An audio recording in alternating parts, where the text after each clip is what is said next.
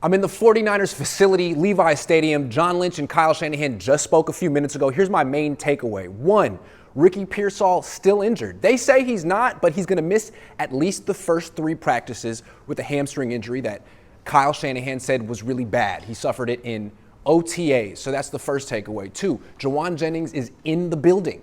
And John Lynch expects him to be on the field for the first day of camp tomorrow. That's exactly what John Lynch said about Brandon Ayuk last year. That means that Jauan Jennings most likely will be holding in.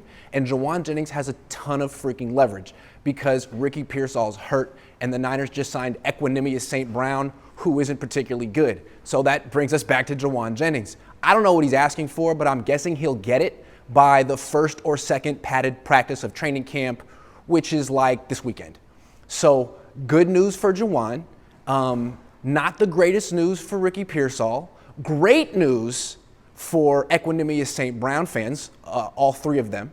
And that's about where we're at. I also asked Kyle Shanahan if he's prepared to lose a couple of games that he otherwise wouldn't, just because he's going to be playing so many rookies, particularly on defense this year.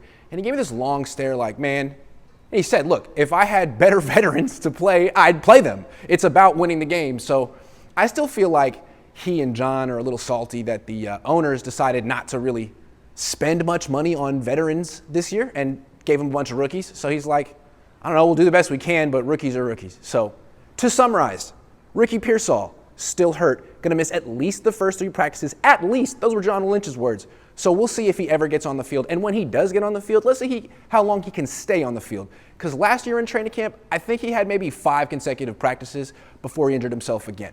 And then Jauan Jennings, that dude is going to get so much freaking money in about a week. I can't wait for him.